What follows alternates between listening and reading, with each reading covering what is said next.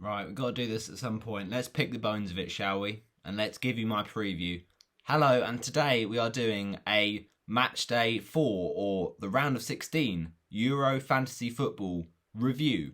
And we're also previewing my Euro Fantasy Football team selection for the quarter-finals that kick off on Saturday with Denmark against Czech Republic. We also have the matchup of Spain, Switzerland, and then we have the games on Sunday. It's Ukraine against England.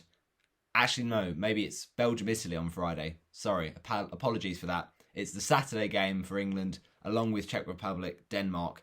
But anyway, this is my review of last week and my preview for the next one. Make sure you go and smash a like on it. And in this video, I'll go on to talk about my best players to target for these quarterfinals. I'll give like a selection of players, basically. There's only, not that many teams left, only 8. So at the end of the day, there won't be many players to talk about, but we'll give what we can and we'll just kind of pick through the teams for these quarterfinals. But let's, of course, review match day 4, the round of 16. So what do we get for R16? We didn't do too well, to be fair. It certainly was a week. We needed a strong week, I'd say. And off the back of having, unlimited transfers for the round of 16, we felt pretty optimistic. But once again, people, with this game, our optimism is often squashed. And, I mean, it wasn't the worst week. It wasn't a nightmare, but, it just wasn't what we wanted, basically. So what do we end on, people? Let's get to the juicy bit. We ended on 59 points, which was the exact same as match day 2. So match day 1, 75. Romelu Lukaku captaincy, it had to be done. Match day 2, 59 points. Meh. Match day 3, 50 points. And that's even considering the Shaqiri great shout against Turkey.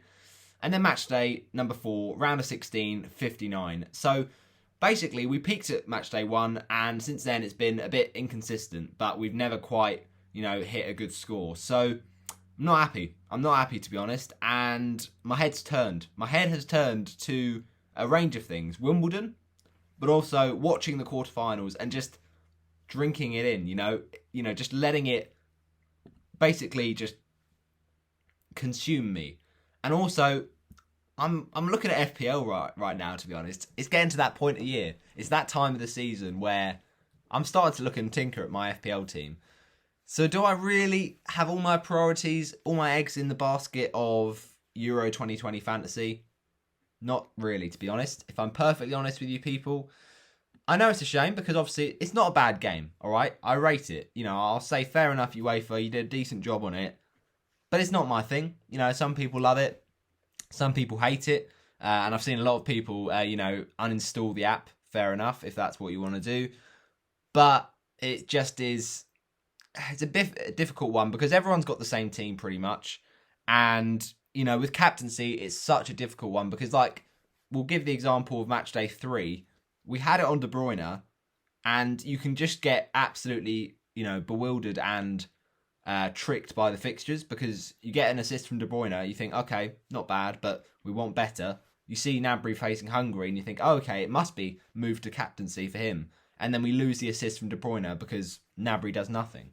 So it is a really hard game to actually, go with. But fair enough, it's an exciting new kind of immersive style of fantasy football where, you're always changing it. It is a lot of, thinking about it basically, which is quite a long thought into it, but I kind of want to just end the tournament with stop thinking about my fantasy team, stop worrying about it so much, and also with fantasy you've got to stop worrying about the outcome so much and just trust your good decisions that you made in the first place.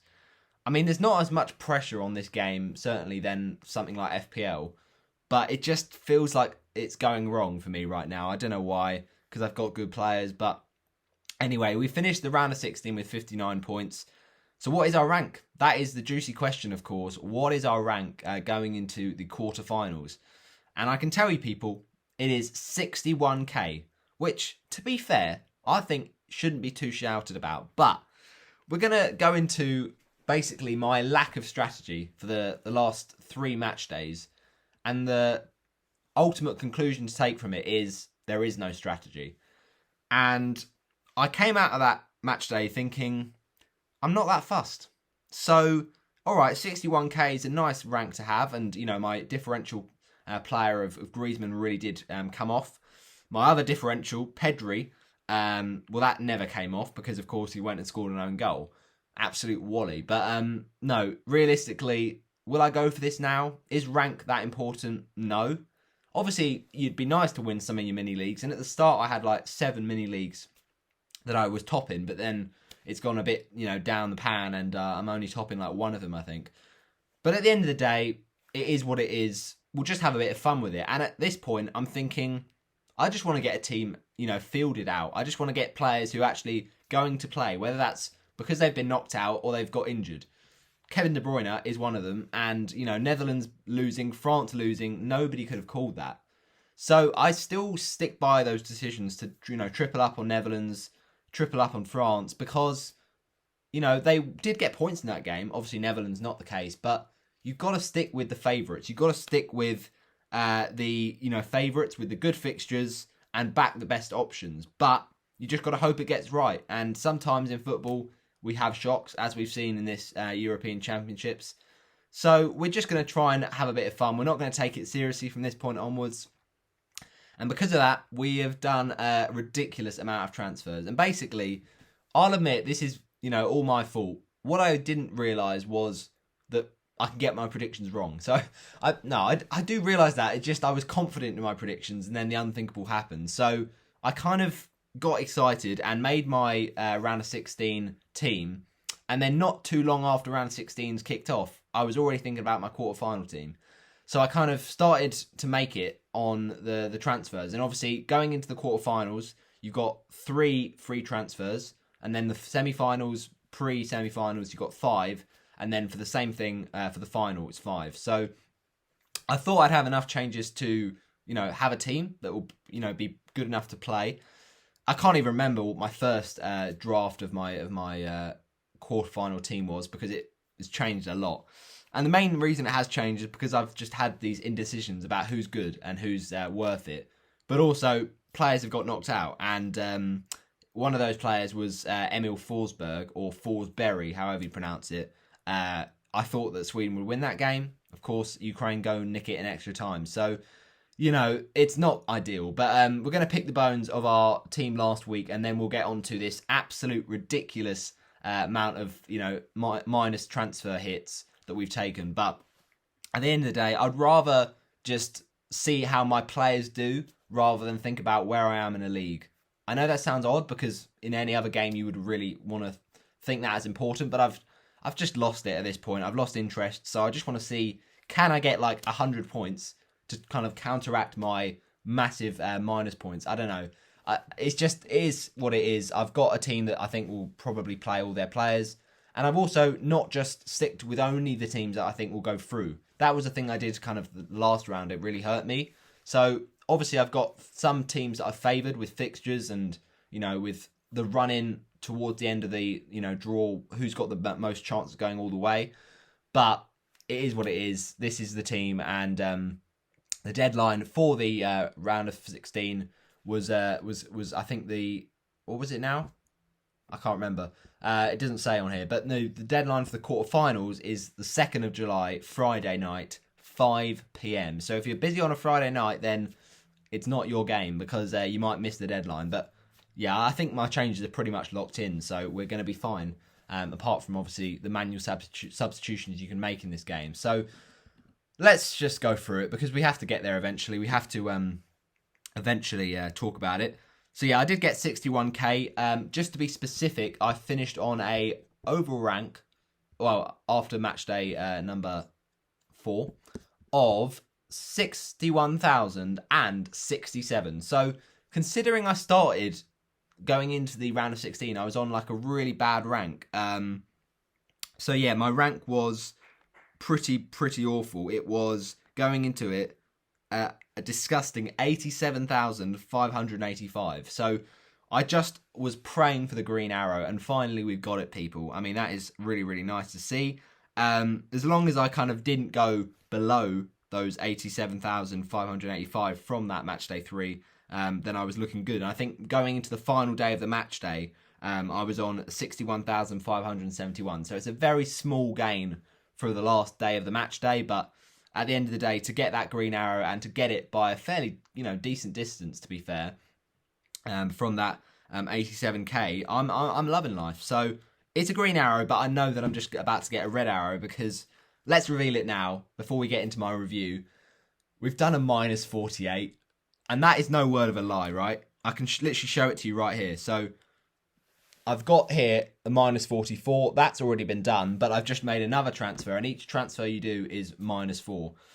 So yeah, it's not good, but like I said, it's about the points this week. Let's just forget about what my rank is, and let's just see how many points these players can get. But talking of these players, those players are, that I'm just about to talk about, no longer, because, of course, I've changed my team up. But how did it get on? Well, it wasn't great, but as I mentioned, it wasn't a nightmare. Not a complete nightmare, at least. It wasn't our lowest score, but it was our joint second worst score. So first of all, captaincy. Absolutely love it from Karim Benzema. What a legend. I had a lot of captaincy options this week, and we had match day 1, we went with Immobile.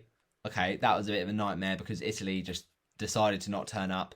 And people that captained Spinazzola, fair play. I didn't think the attacking return would come from him, but it did, an assist. Although 5 points is not enough, especially with the clean sheet getting wiped out. So I was, I think a lot of people were changing from the Italy captaincy. I was so close to captaining Maeli. It's so frustrating, but I just didn't think he'd have it in him. Fair play, though. I had a feeling he'd score, but I just didn't think he'd, get a clean sheet or maybe even get as many points as he did. Imagine if we'd have gone for it. But the main reason for me not captaining a defender this week was because of the extra time, rule. If you get more minutes to play, that's more chance of a clean sheet being wiped. So it is risky, and I wasn't willing to take that risk. And then match day 2, we had the Netherlands game, and I don't know, we just kind of underestimated Czech Republic, and I think it was a bit silly to do that when you look at, Netherlands. Some of their performances have been a bit wishy-washy, especially the Ukraine game where they just, scraped through. But at the end of the day, Netherlands were poor, and you never would have predicted that Matthijs de Ligt a handball. And the irony of it is, of course, my team name is Control-Alt-Delete. Good thing I've never had him in my team, though. It was just brainless. I don't know why he's, crouching down and putting his hand on it. It's not basketball, mate. Wrong sport. But Netherlands were awful. It's got to be said. And there's just no excuses. So, fair enough. We captained Wijnaldum, but we quickly moved that on. At least we didn't have, 4 Netherlands options. Just the 3, though. And then, of course, we had the next match day. And I've got to be honest, I did not see that Spain game coming. I thought Spain would win that, but only tight. And it was a goal fest. Absolute goal fest. I didn't have the players you'd want because I had Pedri. And, it was just a joke, really. How that's not going down as an, Unai Simon own goal, I don't know. But, we subbed him off very quickly, Pedri. And it really did hurt to not have someone like Morata, someone like, even Jordi Alba, who came off the bench and got an assist. He's that good. So, yeah, Spain, fair enough. They absolutely battered them. You've got to feel bad for Croatia at this point. But, they never gave up. 3-3 at extra time. That was unbelievable. I think that I feel like am I confusing the Slovakia game with this game? No, I'm not. I'm pretty sure it was Simon that did it in the, of course it was. But ultimately, I think that Spain are one to watch. I think the 3 teams that could go to the final and win it, I guess you could say Denmark can go to the final, but yeah, all right. The 3 teams that have the ability to win it, I'd say, are Spain, England, Italy. Personally, but I could be wrong. Belgium could, beat Italy, and then we're all, really eating our words. But fair play. They did a job on them, Czech Republic. And the other game in that match day, which was, of course, the matchup with who is it now? Oh, yeah. Sorry. Belgium. I had De Bruyne, so I was glad, actually, that I didn't captain him because I couldn't do that to my Portugal team. And De Bruyne obviously going off an injury, massive blow for Belgium. So they'll not probably get him back or Eden Hazard for the game against Italy. And talking of the games, I will be doing my predictions, by the way, for the grand quarterfinals on Friday. So make sure you go smash a like on that one. But yeah, we didn't captain De Bruyne. Instead, on that match day, we went for Wijnaldum. He actually got more points than De Bruyne, but no, still pretty awful. And then on the games on Monday, we just didn't fancy that Spain game. So we went for the France one. And, you know, Benzema was the option, the obvious one. A lot of people had Mbappe, to be fair. I had Griezmann, got the assist. Loved that from him. He's just, you know, very dodgy at times, but we'll take the assist. And it was unbelievable from France. You know, fair enough, Switzerland go ahead. A great header from Seferovic, but then France just turn it around, and they turn it around like champions of the world. But to be fair, Switzerland were never out of it. They were so determined, and France, their attitude in the first half was really bad, and I think that they didn't really have the passion, they didn't have the commitment. So then it just turned on them, and yeah, all right, 2 goals from Benzema, that's a great choice for a captaincy. 20 points, that's like Lukaku back in the old days. So yeah, love that really, and yeah, great to see the France team doing the bits, but Kimpembe not doing the bits. But ultimately, we had to keep it on Benzema, 20 points. We weren't going to gamble and put it on Forsberg on the last day of the match day. So yeah, Karim, I'm very happy with you, mate.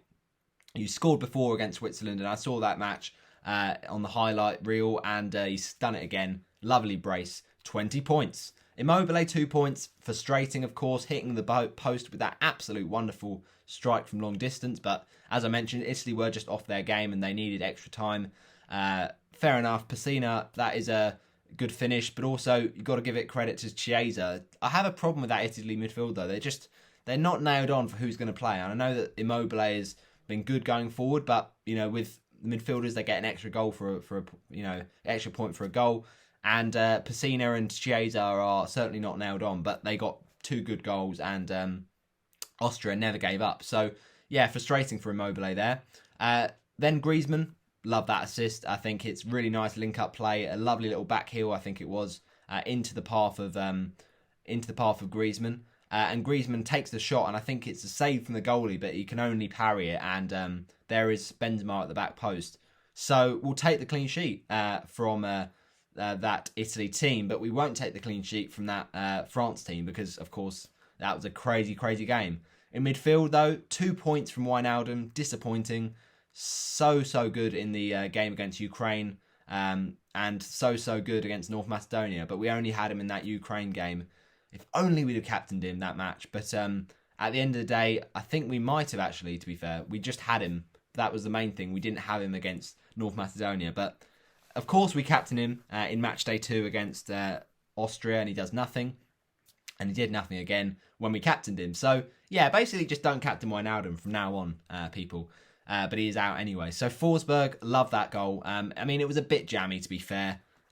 When you think about it, that's probably not going to go in if the defender doesn't get there. But little nick off the defender, and it was just like, we'll take it. I mean, Forsberg was so lively in the game. Sweden, you know, going out is a gutting blow for my man, Ken Semmer, of course. But, yeah, Forsberg was just their main man. He was the one they turned to. And he could have had 2 more goals, you know, hitting the woodwork twice. And then, of course, getting the goal and the slightly fortunate goal. But a goal nonetheless. What a strike, can I just say, from Alexander Zinchenko. He's, you know, known for his defensive work at Man City. But that was a really nice one, cutting across it. And, you know, giving the goalie no chance. So, yeah, pretty happy with that, Forsberg. Love the little 7-pointer there. Goal for your club, for your nation, I should say. But he's out. So it's not good because we've got a lot of players out of the tournament. Then Domenico Berardi, we mentioned Italy. They're pretty, you know, dodgy against Austria. But fair enough, Austria were just so defensively determined. And Berardi, he does drive at oppositions, but he just doesn't have as much goal threat these days. So we'll think about that. Spinazzola, he's the man, really. Gets the assist. What a legend. 5 points. Gosens, not good, of course. I didn't think that England would win that game. And Germany were pretty poor defensively. Gosens obviously getting a yellow card as well. So it's not good because, of course, we subbed off De Bruyne with the injury. We thought surely a player's not going to get less than 1 point. And Gosens goes and does it. So, yeah, not good at all. Kimpembe, very disappointing. I think France defensively were just so weak in that first half. And the way that, you know, the defender Longley got absolutely outmuscled for the first goal from Seferovic was just so disappointing from a France point of view. So, yeah, not good to own a France defender in that game, but it is what it is. He put his penalty away so well, Kimpembe, but no fantasy points for that, of course. And then Myeli. Myeli is basically the next Lord Lundstrom from Fantasy Premier League. He's literally such a legend. This guy, out of position, attacking defender, just wonderful, wonderful, wonderful. Clean sheet, and then an absolutely brilliant goal of great individual quality. Takes one touch, kind of cuts inside, and then just steers it into that top right corner. Love it from him. He's been the absolute player of the tournament for my fantasy team, no question about it. And then Stekelenburg, another, failed clean sheet against Czech Republic. What can you do? We take off Donnarumma for the 2-pointer against Austria. We bring him on, and it's the exact same result. So then 0 points for Dumfries, of course, didn't have a good game. Pedri, 0 points, and De Bruyne, 1 point. So all in all, not a good week. And as I mentioned, with that 59 points, we have had a bit of a shocker. The Benzema captaincy was our one, little moment of magic, and of course it ended up being Benzema outscoring Forsberg, so we were loving that, to be fair, but we weren't loving that rank because it could have been better. It's a green arrow, but it could have been a lot better in terms of our overall point score, which is now at 243. So let's very quickly get into my lineup then for the quarter finals. And as I mentioned, I don't look like I'm going to change this team now. I'm pretty set on it. It's pretty strong. Despite the minus 48 hit. So, ignore that hit. It's just about the players that got out there. Lukaku, facing Italy. Lovely stuff. I think he's going to be, the main forefront of that Belgium team. Kane, against Ukraine. He's got his goal. Now he's going on a little run, I reckon. MORATA, he's going to be captain for the first match day because, he's got one of the best fixtures in an attacking point of view against Switzerland. I know they did a great job against France, but, you'd fancy Spain in that game. Pablo Sarabia, we didn't get him in last week and we regretted it. He's now in though, and he's a nice little differential, I guess, if people haven't already cottoned on to him. And I think Sarabia is really nice, probably will play, but the great thing about this first game is we know that when the Spain team will be released that we can do it up to the deadline. And I think Sarabia is a nice little option there. Sterling, of course, he's the man to come in. He just is essential at this point. I haven't had him up to this point because England have been quite cagey, but he just scores goals. He gets in the right positions and he scores goals. He'll probably do it against Ukraine as well. Jack Grealish, we've got him starting at the minute, but of course we can sub him off if he doesn't play. He probably won't, to be fair. He hasn't really fit into the starting position of that system with Southgate, but he can come off the bench and still get an assist. So let's see if he can do something. Dani Olmo is a bit of an interesting one. Another differential. Not many people have got him. But I think it could be a decent strat to have Sarabia and Olmo because I think Spain will definitely go for that one. And they looked so impressive against Croatia, even if they were defensively a bit suspect. I know I've just said they were defensively suspect, but I've also got Jordi Alba in there. And mainly because of his attacking potential, he's got such a great crossing in on him. So, I'm hoping for some magic there from the fullback. He's disappointed before with, no points against Poland, but I've got to pray that if Switzerland do keep a clean sheet, then he gets an attacking return on top of that. And then Spinazzola, he's the man really. He's so good in this Italy team. He gets so forward. He's basically a winger at this point. And then we've got Meunier. Obviously, it's Spinazzola up against Meunier. So on the one hand, it would be a nightmare because then if it was a 0-0, Lukaku doesn't do anything.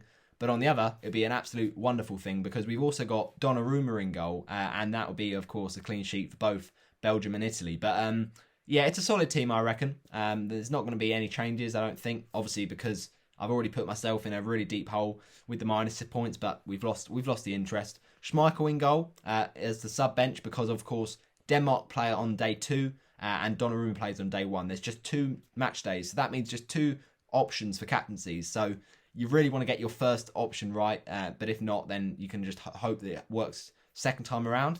Luke Shaw is so attacking. He got his assist against Germany, and I think he could be a decent starter. He's going to play, and he's going to probably get a clean sheet against Ukraine, but you never know. Don't underestimate the Ukrainians. And then second on our bench, we've got Damsgaard. Third on our bench, though, is the attacking legend Myeli, who, of course, like Damsgaard, plays later in the match day. They can always come on as the super subs and do the bits. So that is the lineup locked in for match day number 5. It is the quarterfinal team done, and it is a disgusting amount of transfers, hits. We know we're going to drop like an arrow. We know we're going to get a red arrow this week, but just for the benefit of having a good team long term, a good team especially for this week, we just were a bit reckless with our transfers. But it is what it is, people. Hope you like my team. Hope you like the video reviewing matchday 4, and previewing matchday 5, the quarter finals. It is tense. England play Ukraine, Belgium play Italy. Some great games to feast your eyes upon. So let's hope, for fantasy reasons, it all goes swimmingly, and let's hope that we can basically bow out of this Euro fantasy game with a little bit more respectability if we can get some good points this week and see what's happening. So hope you have enjoyed. Smash a like on it, and I shall see you in the next YouTube video. Bye bye.